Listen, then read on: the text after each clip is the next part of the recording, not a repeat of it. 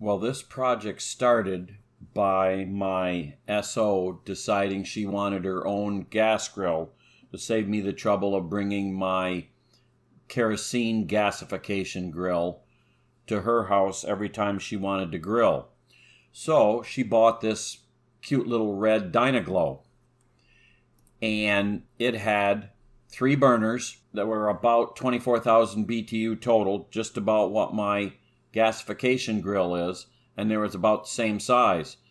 So we figured it would cook roughly the same. When you remove the grate, you see 3 little tiny diffusers, and under that is the 3 burners. And that's what the diffuser looks like. It's just a 90-degree angle piece. And the first time we cooked a pork loin.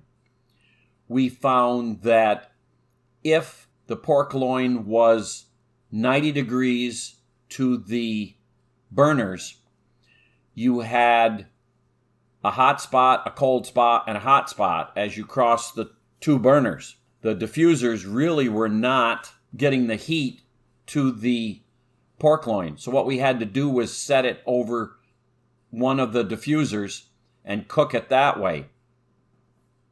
And so I got out my FLIR infrared, and there's what I saw. 3 intense areas of heat, and all around it is far less heat. And I measured it at about 75 degrees less heat. So anything that you cooked on it, you absolutely had to have it over a burner because it would cook uneven. That's not what we wanted. So I got the idea, since I had built a stainless diffuser for my gasification grill that you see here, the kerosene version, why couldn't I do that for a gas grill? It had never been done. Should be able to do it. I mean, heat is heat. So I was looking inside and I see the little tabs that held the diffusers. They had to be pounded down flat. So with that taken care of, we looked at the other side, and there is these heat channels, or whatever you want to call them, that held the diffusers. Now, I'm not going to do anything with those. Those are going to support the diffuser.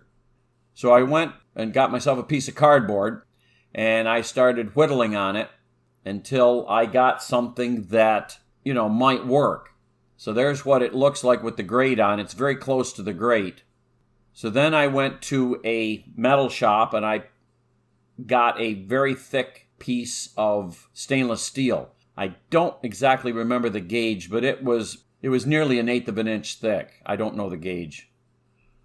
And then I marked with a magic marker those 3 sections, and then taking a Dremel and a cutoff wheel, I cut it. Then bent that down so that I had some little support legs. And then setting the piece of stainless in the grill, that's what I saw. That's the only time you're ever going to see it shiny. So we've got a little turned up edge on each end.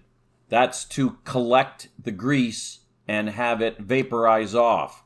And with the little tent angle in the middle so that all the grease will run to the sides.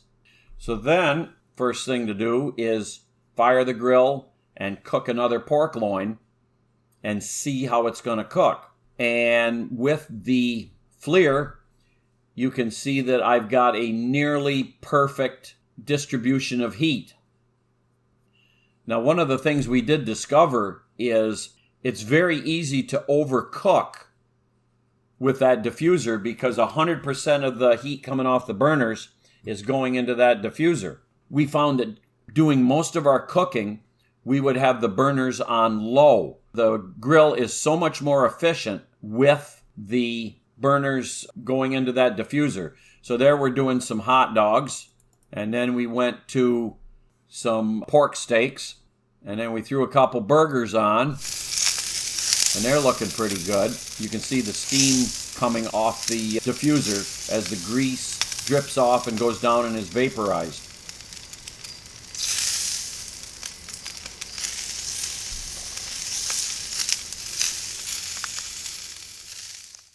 We did notice that with the diffuser on, you can't see the burners to make sure they're lit. So I took a piece of painter's tape, or 3 pieces, and laid it out on the diffuser and made some little squares that I then took a Dremel and a cutoff wheel and started cutting them out. As you see, there's all 3 done, so that when you look down through those little cutouts, you can see whether the burner is actually lit or not. And here's a close-up showing you what I see when the burners are turned on. Okay, this is the final test for the grill diverter. We're putting on 3 halves of Rivergate chicken, just like we did with the gasification kerosene grill. We're going to see if it works out the way I hope it's going to. Nice even diffused heat, no burn. Okay, we have plenty of smoke. Let's take a quick look here. We have the grease collecting down at the bottom where it is burning off, which is what it's supposed to do. That was the way I designed it. And the smoke is giving the chicken flavor.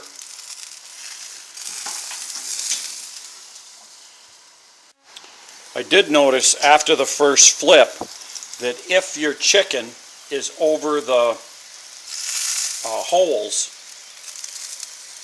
it tends to burn. But there's the chicken after the first flip. I flip them every 15 minutes. Just listen to that chicken grease. Oh, we have a little bit of a fire. Wasn't expected. I'm guessing that I had the burners turned up a little bit too high, so I got them right down on minimum now. The diffuser is probably so good at transferring heat to the chicken that the diffuser got too hot and it was the grease caught fire. If you didn't have the diffuser, you would have to turn it up quite a bit more because you'd have a lot of heat getting by the chicken, where every bit of the heat hits the chicken this way. That's my theory. So as long as the diffuser is below the flash point of the grease, it will cook. On the gasification grill, obviously it was always below. So I'm thinking that all you have to do is just keep the heat way down, because the diffuser makes the grill so much more efficient. You don't need the higher temps. Okay, like last year, the chicken caught fire. So that burner's off. That burner's off. That one. So that's just the center. The grease falls down on the diffuser. It seems to be that the diffuser is so efficient that it's still cooking the chicken on a single burner. And it appears to have cooked it by cutting and looking. So maybe we've got this diffuser figured out with the extra chicken grease. So after a year of cooking multiple foods on this gas grill and going through an entire tank of fuel, we've determined that almost everything we cook, you set the burners to low because of the diffuser makes it so efficient, and it cooks very even and very fast, and we're very pleased with the outcome.